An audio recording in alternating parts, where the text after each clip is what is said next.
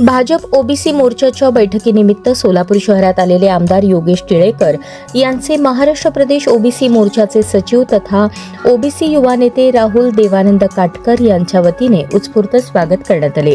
यावेळी ओबीसी समाजाच्या विविध प्रश्नांवर तसेच प्रलंबित मागण्यांवर सविस्तर चर्चा करण्यात आली।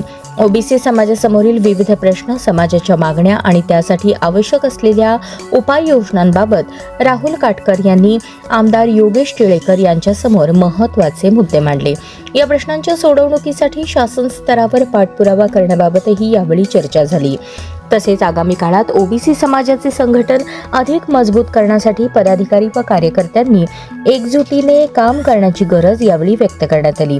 समाजातील युवकांना संघटनेच्या माध्यमातून अधिकाधिक सक्रिय करण्यासह ओबीसी समाजाच्या प्रश्नांना प्रभावीपणे वाचा फोडण्यासाठी संघटनात्मक पातळीवर नियोजन करण्याबाबतही विचारविनिमय करण्यात आला।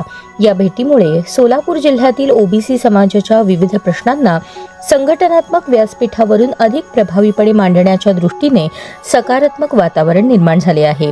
यावेळी सोलापूर जिल्हा भाजप अध्यक्ष शशिकांत नाना चव्हाण, सोलापूर जिल्हा ओबीसी मोर्चाचे अध्यक्ष विनायक सुतार, यशवंत नामदे, विशाल चौधरी यांच्यासह ओबीसी मोर्चाचे पदाधिकारी व कार्यकर्ते उपस्थित होते।